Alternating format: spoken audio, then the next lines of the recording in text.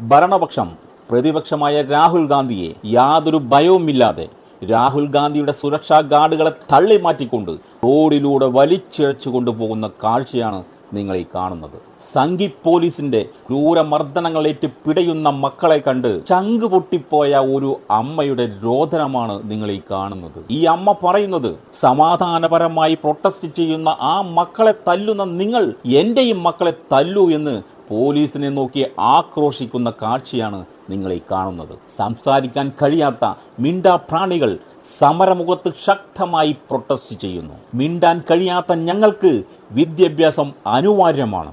വിദ്യാഭ്യാസം ഉണ്ടെങ്കിൽ മാത്രമേ ഞങ്ങൾക്ക് ഈ ലോകത്ത് ജീവിക്കാൻ കഴിയൂ. ആ വിദ്യാഭ്യാസത്തെ ഇല്ലാതാക്കുന്ന സംഘ സർക്കാരുകൾക്കെതിരെ മിണ്ടാപ്രാണികൾ പോർമുഖത്ത് സമാധാനപരമായി പ്രൊട്ടസ്റ്റ് ചെയ്യുന്ന ഈ പാവം പിടിച്ച മക്കളുടെ നേർക്ക് ശാഖയിലെ ദണ്ഡ കൊണ്ട് കയ്യിൽ കാവി ചരടും കെട്ടിക്കൊണ്ട് ഇവരെ ക്രൂരമായി മർദ്ദിക്കുന്ന വീഡിയോ ആണ് നിങ്ങൾ ഈ കാണുന്നത്.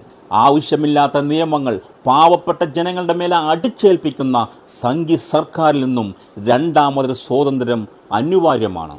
രണ്ടാമതൊരു സ്വാതന്ത്ര്യത്തിന് വേണ്ടി രണ്ടാമതൊരു മഹാത്മാഗാന്ധി ഇവിടെ പുനർജനിച്ചിരിക്കുന്നു. ആരാണെന്നറിയുമോ? എങ്കിൽ കാണൂ.